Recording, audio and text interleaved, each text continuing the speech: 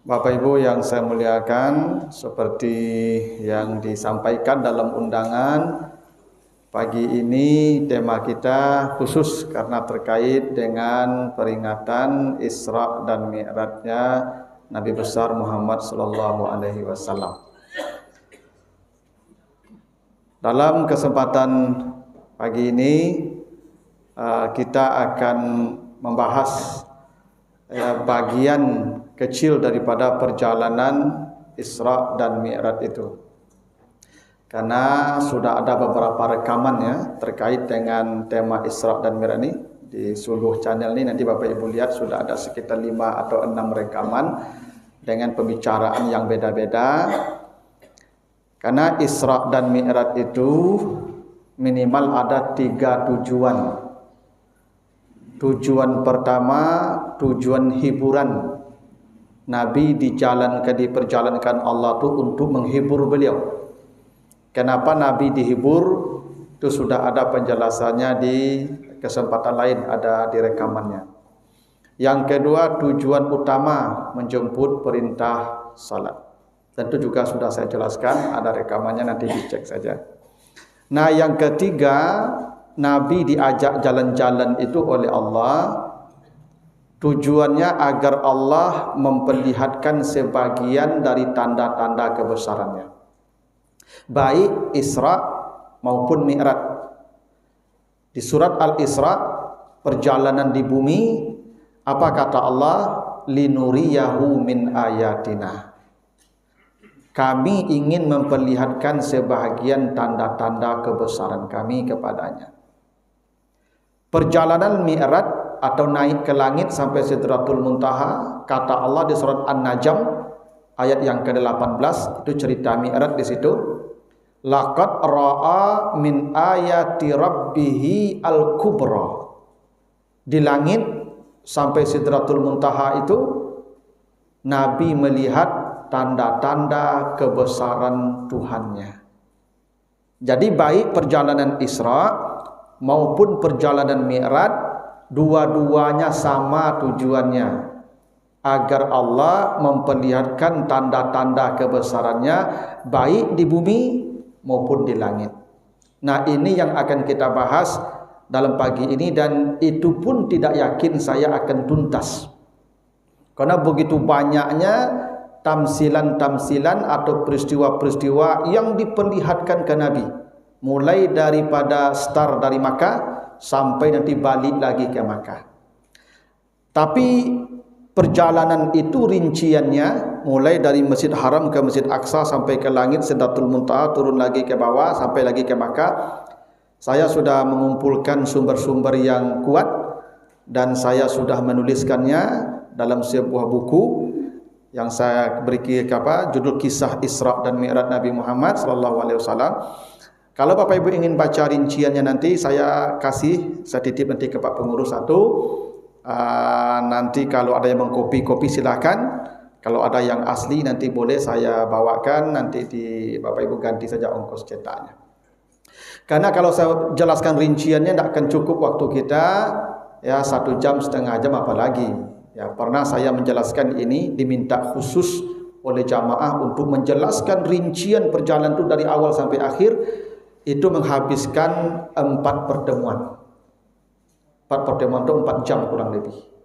Nah, jadi tidak cukup waktu kita. Tapi minimal ini jadi pembuka, jadi stimulus Bapak Ibu untuk membaca detail perjalanan itu. Karena ini sudah banyak dijelaskan dalam buku-buku, dalam karya-karya tulis para ulama. Nah, begini Bapak Ibu, Isra dan Mi'raj, itu kan mulainya dari Masjidil Haram ya. Allazi asra bi'abdihi lailan minal masjidil haram. Jadi Nabi itu berjalannya dari Masjidil Haram. Bapak Ibu, pada malam Nabi diperjalankan Allah itu, begitu disebutkan dalam riwayat-riwayat yang sahih, Nabi itu tidur di Masjid Haram bersama 2 paman beliau, Hamzah dan Ja'far. Jadi Nabi itu tidur di antara 2 paman beliau ini, Hamzah dan Ja'far. Karena di tahun itu sesaat menjelang Isra dan Mi'raj itu Abu Talib meninggal dunia. baru kemudian Khadijah. Itu kenapa ketika dua orang ini meninggal dunia, dada Nabi sesak. Alam nasrah laka sadrak itu turun sebelum Isra dan Mi'raj. Kami akan melapangkan dadamu Muhammad, karena dada Nabi sesak dengan matinya dua orang ini. Pertama Abu Talib yang membela Nabi secara fisik, yang kedua Khadijah yang membacking Nabi secara materi dan fisikis. Dua-duanya mati. Ketika Abu Talib mati, tekanan orang Quraisy itu menjadi-jadi. Karena selama ini Abu Talib disegani. Tidak ada yang berani mengganggu Nabi. Begitu Abu Talib meninggal dunia, itu gangguan semakin meningkat ke Nabi. Maka Nabi dikawal terus oleh dua orang pamannya, Hamzah dan Ja'far. Hingga Nabi tidur pun dikawal oleh dua pamannya ini, Hamzah dan Ja'far. Nah, di tengah malam, itu kenapa Isra dan Mi'raj itu lailan, bukan al-lail, bukan lailatu. Karena malam itu ada al-lail, ada lailatu, ada lailan. Semuanya malam tapi maknanya tidak sama. Kalau al-lail mulai dari setelah Isya sampai subuh, itu al-lail. Itu makanya salat malam kumil laila. Kapan salat malam? Dari mulai Isya sampai subuh. Kalau lailatu mulai maghrib sampai subuh. Itu makanya halal makan minum itu di malam Ramadan, lailata uhilla lakum lailatas siyam. Dari maghrib sampai subuh tu. Kalau lailan di penghujung malam. Jadi Nabi Muhammad tu diajak berjalan itu, diangkat dari Masjid Haram tu di tengah malam, dan dua orang ini sudah tidur lelap. Kalau sanjo diangkat jago nama dua ko pun dipacian mereka. Enak. Nabi dijaga dua orang ini. Maka di tengah malam ketika keduanya sudah tidur, baru Nabi diangkat. Diceritakan Nabi itu dibawa itu ke dekat itu telaga Zamzam namanya. Dulu kan tidak seperti sekarang. Zamzam dulu terbuka saja, sekarang kan sudah diboton ya. Dulu terbuka saja, orang bebas saja akses ke sana. Di sanalah dada Nabi dibelah.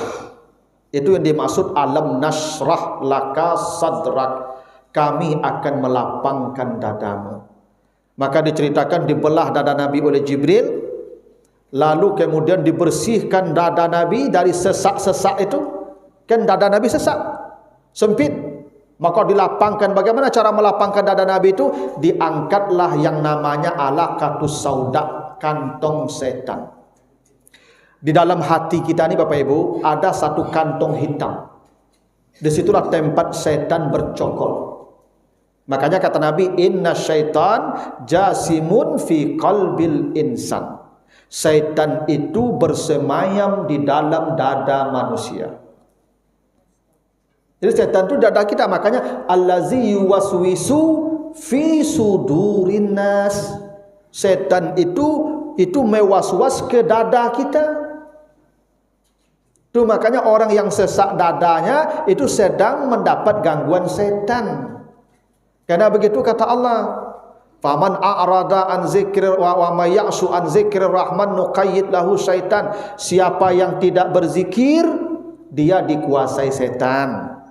Dan di ayat lain surat Taha, faman a'rada an zikri fa inna lahu ma'isatan dangka. Siapa yang tidak berzikir, maka dadanya akan sesak.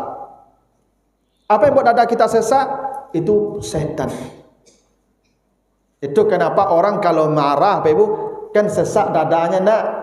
Karena al-ghadabu minasyaitan, marah itu dari setan. Itu maka orang kalau berang pak emosi sasak dadonya, sasak angoknya, sasak darahnya. Ya kan tuh makanya ndak bantu orangnya loh. Ya. Karena sedang dikuasai setan. Nah, jadi Bapak Ibu, Nabi itu dibawa ke Zamzam, dekat Zamzam itu dibelah dada Nabi, itu dia masih di area Masjid Haram itu, dan diangkatlah kantong setan tadi. Itulah kenapa alam nasrah laka sadrak, dada Nabi sudah lapang setelah itu.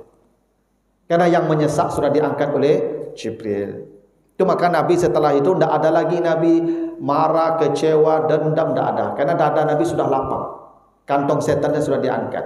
Jadi kalau ada apa-apa di rumah mengkarui sekaniangnya, karena kantong setannya lundang kek le tu. Ibu-ibu harus paham. Kan ada apa-apa kan mau kaniang ko bakarui se rumah dak ada senyumnya le, Bu. Dari pagi dak ada senyum membudui sebab karena kantong setannya masih kadang tu. Jadi ibu harus paham itu. Karena apa dak pada dado dibalah lah. Ya, apa dak sama Nabi Muhammad adalah dibalah dado ibu. Itu. Nah, setelah itu dibersihkan, lalu kemudian dipertautkan kembali bagaimana caranya itu malaikat yang bekerja, wallahu alam, dan jelas tak ada bekasnya, canggih. Entah apa alat dipakai Jibril untuk membelah dada Nabi. Yang penting selesai sudah, dada Nabi sudah lapang. Barulah dia diajak menghadap Allah, mulai jalan-jalan. Bapak Ibu, apa maknanya itu? Tidak boleh menghadap Allah dengan dada sempit. Kalau ingin menghadap Allah harus dengan dada yang lapang. Itu kenapa Bapak Ibu kalau mati tidak boleh kembali kalau jiwanya tidak tenang. Ya ayyatuhan nafsul mutmainnah irji'i ila rabbiki radiyatan mardiyah. Kalau jiwamu sudah tenang, engkau sudah reda, hatimu sudah lapang, kembalilah menghadap Tuhanmu. Makanya Bapak Ibu tidak boleh mati membawa dosa, tidak memaafkan orang, tidak boleh mati. Karena Bapak Ibu jiwanya tidak tenang. Dadanya tidak lapang. Kalau mau mati, habiskan persoalan dengan manusia. Istighfar kepada Allah. Lapangkan dada kita. Tenangkan jiwa kita. Barulah kita boleh datang menghadap Allah. Itu rahasianya kenapa dada Nabi dibelah dulu. Sesak-sesak di hati Nabi dicampakkan dulu. Karena beliau akan menghadap Allah. Menghadap Allah harus dengan jiwa yang tenang. Itu kenapa Bapak Ibu sebelum salat berwudu dulu. Karena wudu itu menenangkan hati kita. Karena wudu itu membuang kotoran setan. Karena setan diciptakan dari api. Membuang setan itu basuh pakai air. Itu makanya Bapak Ibu sebelum salat itu minta ampun dulu. Makanya doanya itu Allahumma ja'alni minat tawwabin wa ja'alni minal mutatahhirin. Itu kelapangan hati. Ya. Itu rahasianya Bapak Ibu. Sebelum Nabi start berjalan, dilapangkan dadanya dulu. Tidak boleh menghadap Allah dengan dada yang sempit. Tidak boleh. Ya. Itu makanya kalau marah-marah tidak boleh salat. Tenangkan dulu, wudu dulu, istighfar dulu, sudah baru salat. Nah, setelah ini dibedah, selesai, bersih, lapang, maka didatangkanlah kendaraan dari sorga namanya Burak. Memang begitu ceritanya Bapak Ibu. Jadi di sorga itu ada kendaraan, itu Burak. Yang diceritakan Burak itu, Masya Allah Bapak Ibu ya, memang ceritanya begitu. Bagian kepala seperti manusia. Bagian pinggang, bagian dada seperti burung, bagian ekor seperti kuda. Memang begitu ceritanya. Yang salah itu Burak itu digambarkan dengan wajah wanita cantik. Aduh salah itu. Seakan-akan Nabi malam tu menaiki wanita cantik. Tak bisa begitu. Bahwa wajahnya seperti manusia, betul riwayat menyebutkan. Yang tengahnya seperti kuda, betul, seperti burung bersayap, dan belakangnya seperti kuda. Burak itu diceritakan dia melompat, sekali lompat itu sejauh mata memandang. Kalau dia mendaki, maka kakinya panjang. Kalau dia menurun, tangannya panjang. Karena Nabi selalu datar di atas punggungnya. Jadi Nabi tak pernah tertumui pada kau lebih, tak pernah tercegik pada kau lebih. Karena kalau mendaki, kakinya panjang. Kalau menurun, tangannya panjang. Hingga Nabi datar selalu berada di atas Burak.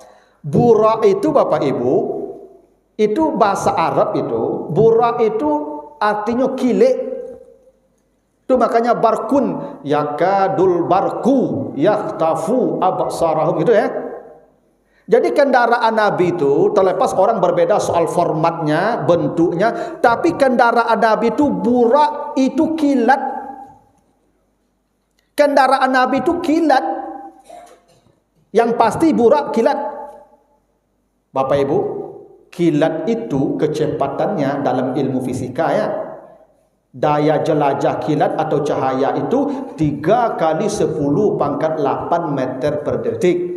Artinya 1 detik cahaya dia mencapai jarak 300.000 kilometer. Itulah kendaraan Nabi. Jadi wajar kalau Nabi ke Palestina itu tidak sampai 1 detik. Karena 1 detik burak itu kecepatannya 300.000 kilo kilat. Ya makanya subhanallah, subhanallazi asra bi'abdi. Karena ini kejadian menakjubkan. Jadi jangan dikira Palestina Makkah itu sampai pula sekedar indah, kurang sedetik sudah sampai. Kenapa? Kendaraannya buruk. Apalagi yang mendampinginya malaikat Jibril dan Mikail. Malaikat diciptakan dari nur cahaya. Kendaraannya burak cahaya, yang mendampinginya nur cahaya, sama kecepatannya. Tidak ada yang perlu diragukan Isra dan Mi'raj itu. Karena kendaraannya burak cahaya, pendampingnya malaikat nur, sama. Nah, makanya Bapak Ibu jangan mengukur peristiwa Isra Mi'raj itu dengan akal dan logika kita. Karena ini peristiwa yang tidak akan masuk akal, karena itu dimulai dengan subhanallah. Maka burak ini didatangkan dari sorga. Maka Nabi dipersilahkan naik, ya. Maka mulailah berjalan dari Makkah, mulai berjalan. Lalu diceritakan beberapa saat Nabi berjalan, oleh Jibril disuruh berhenti. Burak tadi di stop, berhenti. Nabi tidak tahu ni berhenti di mana, karena gelap gulita. Kan dari dulu tak ada listrik, Pak. Tak ada penerang, ibu kan? Maka setelah berhenti disuruh Nabi salat 2 rakaat di tempat itu. Muhammad turun, salatlah 2 rakaat. Itu buktinya salat sudah ada sebelum Isra dan Mi'raj. Karena Nabi Muhammad disuruh turun malam itu salat 2 rakaat di sini. Sudah salat. Cuman yang 5 waktu seperti sekarang ini, iya, sejak Isra dan Mi'raj. Tapi Nabi jangan dikira tidak salat sebelum Isra dan Mi'raj. Makanya wahyu yang pertama surat Al-Alaq itu, ara'aital ladzi yanha 'abdan iza shalla. Itu kan wahyu pertama. Nabi sudah salat. Makanya Abu Jahal jengkel melihat Nabi salat sampai ingin mematahkan leher Nabi. Nabi sudah salat, di tempat itu kata Jibril, ya Muhammad, turunlah salat. Nabi salat 2 rakaat, setelah salat lanjut perjalanan. Begitu perjalanan dimulai lagi, tanya, ya Jibril, kita berhenti di mana? Kata Jibril, engkau tadi berhenti di Yasrib, bumi tempat engkau akan hijrah setelah ini. Jadi Nabi Muhammad sudah diberitahu oleh Jibril bahwa dia akan hijrah ke satu tempat namanya Yasrib, yang sekarang Madinah. Dulu Madinah itu namanya Yasrib. Yasrib itu artinya celaka. Oleh Nabi diganti dengan Madinah, tempat tumbuh agama. Karena kata Yasrib pun tidak baik, artinya sama kalau dawak Malang. Malang tu ganti lah yang muju tu. Karena begitu nama-nama yang tidak baik itu diganti Nabi. Hingga ada istri Nabi namanya Barrah. Barrah tu artinya anting di hidung. Menikah dengan Nabi diganti nama dengan Juwairiyah. Juwairiyah itu yang dakik dengan Tuhan hatinya. Perempuan yang dekat dengan Tuhan itu Juwairiyah. Di kode namanya Carolina, gantilah tu. Iyalah, ndak Carolina namanya, makasih itu Pak. Gantilah dengan Fatimah. Ya banyak kan nama-nama lain itu. Kok Carolina namanya? Ya, saya tak tahu kalau ada maksud baik, ya wallahu alam lah. Tapi carilah nama yang punya makna doa. Jadi Nabi sudah tahu kalau beliau akan berpindah ke satu negeri namanya Yasrib, dan beliau sudah salat di sana. Di situ kau berhenti tadi. Lanjut perjalanan. Beberapa saat berjalan, berhenti lagi. Kata Jibril, stop. Nabi Muhammad turun, salat di sini. Nabi pun turun, salat lagi 2 rakaat. Setelah salat jalan lagi, ditanya Jibril, Muhammad, tahu tak engkau salat di mana tadi? Kata Nabi Muhammad, saya tak tahu salat di mana. Karena gelap, tak ada indikasi.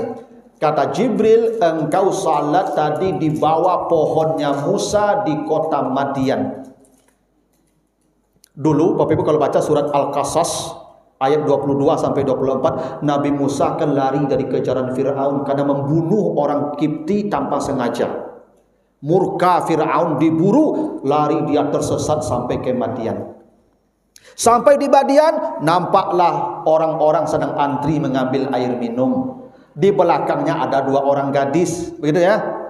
Tanyalah gadis tadi, apa urusan kalian kok antri sama laki-laki yang banyak? Bapak kami sudah tua, ternak kami butuh minum, tidak ada yang bisa membantu, saya punya laki-laki saudara, maka kami antri mengambil air minum. Maka Musa ambil batu besar, diangkat oleh Musa batu besar, diambil jerigennya tu, embernya tu, diangkutkan air untuk perempuan tadi. Setelah diangkutkan, dimakan, diminumkan ke tandanya, 2 orang perempuan ini pulanglah ke rumahnya. Berceritalah ke bapaknya, ada seorang pemuda menolong kami. Maka begitu Nabi Musa selesai menolong perempuan tadi, Nabi Musa duduk di bawah pohon. Di bawah pohon itu dia berdoa, Rabbi inni lima anzalta ilayya min khairin fakir. Ya Allah, beri saya pertolonganmu ya Allah. Saya tersesat di negeri yang tidak ada keluarga. Saya tidak bawa uang, saya tidak bawa bekal, saya tidak ada siapa-siapa. Tolong saya ya Allah. Rabbi inni lima anzalta ilayya min khairin fakir. Begitu Nabi Musa berdoa, Bapak Ibu, selesai duduk di bawah pohon tadi, datang 2 perempuan tadi, salah satunya disuruh ayahnya. Kata ayahnya ke wanita gadis tadi, pejapuinya lah, bawanya ke rumah. Sampai perempuan di bawah pohon tadi, ayah saya ingin bertemu Anda. Dibawalah ke rumah. Sampai di rumah, dia pergi ke rajo, engkau bekerjalah dengan saya, engkau tinggallah di rumah saya, dan saya nikahkan engkau dengan anak gadis saya. Ikut doa untuk jomblo. Untuk apa-apa jangan ikut doanya, ikut tambah ikut. Iya, kalau boleh ibu dah pahala. Ya tu. Jadi doaku untuk para jomblo yang susah dapat jodoh, baca doa tu. Rabbi inni lima anzalta ilayya min khairin fakir. Nanti baca Al-Qasas 24. Tolong para jomblo catat ayat ni ya. Al-Qasas 24. Kau ndak yo bosobok elo baca kau lain. Yang alun ada karajo, alun ada orang rumah baca kau. Nabi Musa karajo ndak ada, rumah ndak ada keluarga, dia baca doa ko pe ibu. Dapat karajo. Dapat tempat tinggal. Dapat orang rumah, langkuk dek cik doa. Lah, ambo telah ambil tahu doa ko ibu.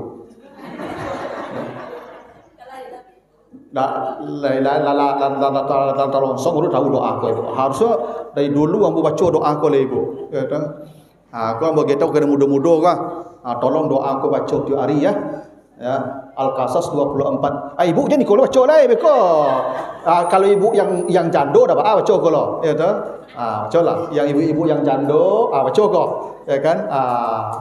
Itu dapat beko dokter spesialis betul lagi.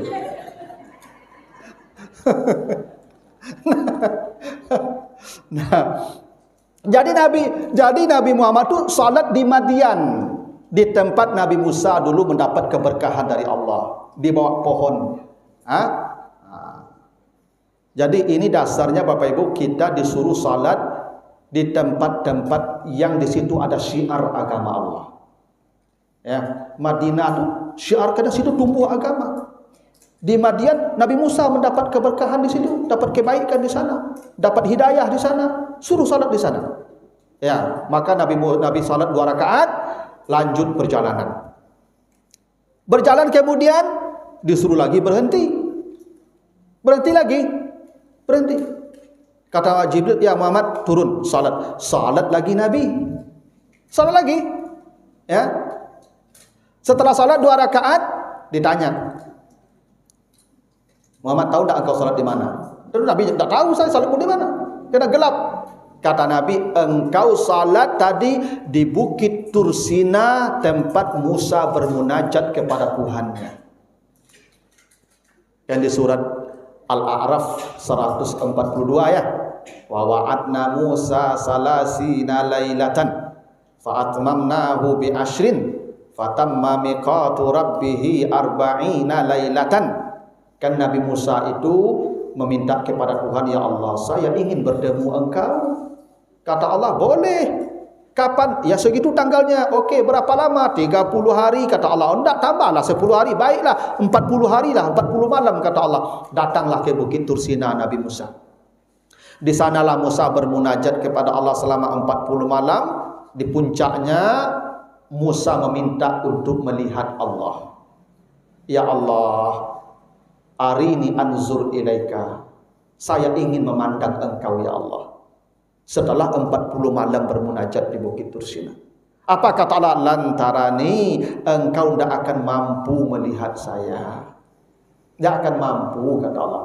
Tapi Musa ngeyel juga. Cobalah saya lihat itu kan. Udahlah.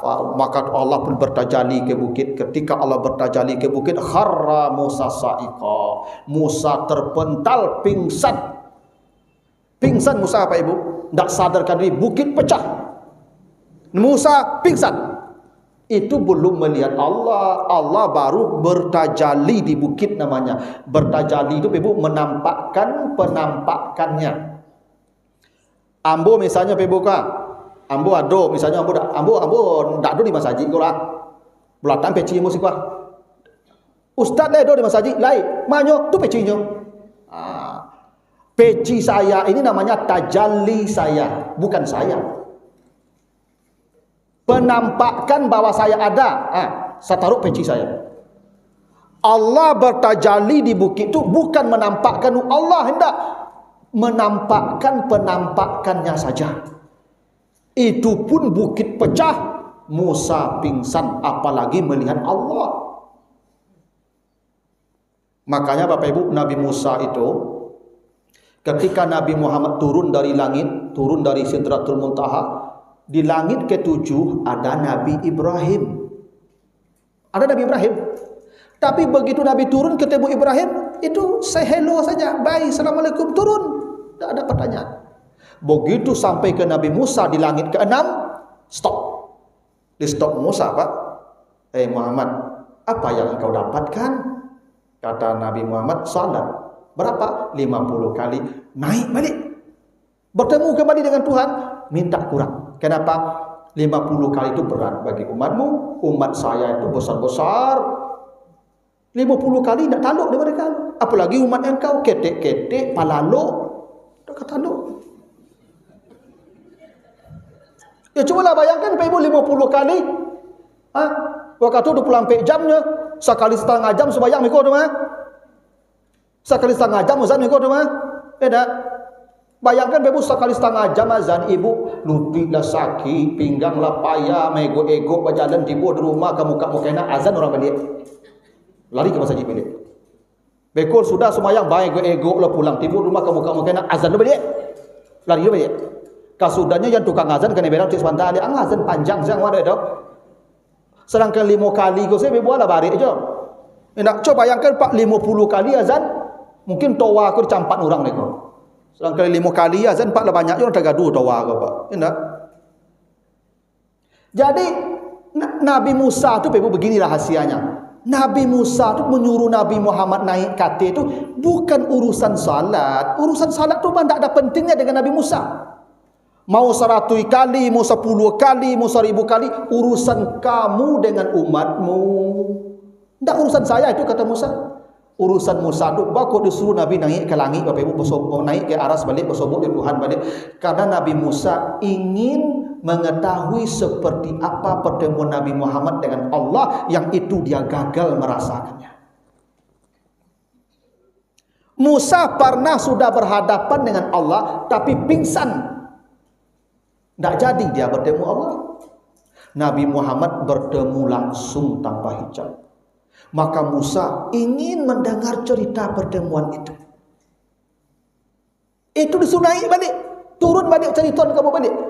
Naik balik, cari Tuhan balik. Yang diinginkan Musa itu cerita pertemuan Nabi dengan Tuhan. Bukan urusan salat. Urusan salat itu modus saja itu. Modus saja itu. Yang diinginkan Musa, dia ingin menikmati bagaimana cerita bertemu dengan Allah yang dulu dia gagal mendapatkan itu. Nah, itu rahasianya hanya Nabi Musa yang mencegat. Padahal Nabi Ibrahim sudah salat. Baca surat Ibrahim 37, Nabi Ibrahim salat. Nabi Isa ketemu di langit ketiga, Nabi Isa juga salat. Wa ausani bis salati waz zakati ma dumtu hayyan. Tapi Nabi Isa tidak ada menyuruh Nabi naik, tidak ada bertanya-tanya, turun saja. Kenapa? Karena urusan Musa bukan urusan salat, urusan dia ingin mendengar bagaimana indahnya bertemu dengan Allah. Bertemu dengan Allah itu keindahan yang paling puncak. Sorga itu tidak bernilai di ujung kuku dibandingkan bertemu dengan Allah. Makanya penduduk sorga nanti ketika di sorga mereka ditanya, apa yang kalian inginkan? Bertemu dengan engkau seperti engkau janjikan. Wujuhu yawma izin nadirah ila rabbiha nazirah. Tidak ada kebahagiaan melebihi bertatap, ya, menatap wajah Allah. Dan itu didapatkan Nabi Musa gagal. Tapi Nabi Muhammad disuruh salat di Bukit Tursina, tempat Nabi Musa bermunajat dan menerima wahyu dari Allah. Tempat suci terkait dengan syiar agama Allah. Disuruh salat di sana. Jalan. Setelah jalan, berhenti lagi Nabi. Kata Jibril, berhenti, stop. Turun. Dah salat lagi. Setelah salat 2 rakaat ditanya, Muhammad, tahu tak engkau salat di mana? Kata Nabi, saya tidak tahu salat di mana. Kata Jibril, engkau salat di Bethlehem, tempat Nabi Isa dilahirkan ibunya Maryam, di bawah batang korma, kata Jibril. Jadi Maryam itu dilahirkan di bawah batang korma, bukan di bawah pohon cemara. Baca surat Maryam mulai ayat yang ke-16. Di bawah pohon korma. Itu kenapa ketika Maryam melahirkan anaknya disuruh menggoyangkan korma dengan badannya. Huzi, goyangkan itu pohon korma, tusakit alaiki rutaban janiyah. Jadi turunlah buah korma yang kering. Buah korma yang kering itu adanya di musim panas. Rataban itu hanya ada di musim panas. Dan Allah menyebut ketika Nabi Isa lahir, yang diturunkan dari pohon korma itu rataban, korma kering. Dan itu alasannya Nabi Isa lahir di musim panas, bukan di musim dingin. Al-Quran sebut begitu. Ya, jadi kalau Desember keliru itu. Di musim panas dan di bawah pohon korma. Itu makanya ibu-ibu sudah melahirkan tuh minum sari korma, makan korma. Karena itu perintah Allah suruhkan ke Maryam, makanlah korma. Nah, kalau korma itu baik untuk ibu-ibu yang habis melahirkan. Itu. Maka Nabi Muhammad pun salat di sana di Bethlehem namanya. Bethlehem itu bahasa Syriania. Bait rumah. Lehem itu Allahumma bahasa Arabnya. Bait Allahumma kalau bahasa Baitullah. Bethlehem namanya itu rumah Allah. Maka Nabi salat di sana, selesai salat lanjut perjalanan baru sampai ke Masjid Aqsa. Di Masjid Aqsa itu pun Nabi salat pula 2 rakaat bersama para nabi. Begitu ceritanya. Jadi di sana Nabi salat itu bersama para nabi, semua salat di belakang Nabi. Ya, makanya Nabi jadi imamnya para nabi. Ya, makanya di akhirat kala ya Nabi itu imamnya para nabi. Ketika nanti di padang mahsyar tidak ada nabi satupun yang bisa yang berani meminta hisab kepada Allah, hanya Nabi Muhammad. Semua orang menemui Nabi, tidak ada yang berani nabi-nabi meminta kepada Allah. Itu kenapa kata Nabi, tidak akan ada masuk surga umat-umat yang lalu, nabi-nabinya, kecuali saya dan umat saya sudah masuk surga semua. Itu hebatnya kita nih Pak. Idui kudian, umur pendek, amal sakete, mati capek, masuk surga paling dulu Pak. Umat lalu, umat Nabi Nuh, umur panjang 1000 tahun, amal banyak, ya tak? Tapi masuk surga kudian. Tak hebat jadi umat Nabi Muhammad tu Pak. Ya, baru 1 tahun baru ke Mas Haji, mati Pak. Paling dulu masuk surga. Ya, berapa hebatnya umat Nabi Muhammad tu Pak. Nah, begitu selesai salat di Baitul Maqdis, maka disuguhkan minuman. Ada minuman madu, ada minuman susu, ada minuman khamar. Nabi meminum susu. Kata Jibril, engkau mengambil yang terbaik. Karena susu itu minuman yang terbaik. Ya, kalau engkau mengambil madu, umatmu akan apa dengan dunia. Kalau engkau minum khamar, umatmu lupa dengan dunia. Umatmu akan mabuk-mabuk, akan apa namanya itu, tidak akan peduli dengan aturan Allah. Maka ini yang terbaik. Engkau ambil susu, dah minum. Nah, itu sampai di Baitul Maqdis. Dari perjalanan Makkah ke Baitul Maqdis, Ibu, banyak tamsilan kejadian yang diperlihatkan ke Nabi. Itu baru pemberhentian, tapi antara pemberhentian itu ada lagi peristiwa tamsil kejadian yang diperlihatkan ke Nabi, dan itu rinciannya sangat banyak dan panjang. Nah, al-ayat tadi kalau kita rinci mungkin jam 10 pagi yuk sudah bukan macam sampai segitu lah dulu. Nanti kau ada jawab kata boleh awak lanjutkanlah ceritanya.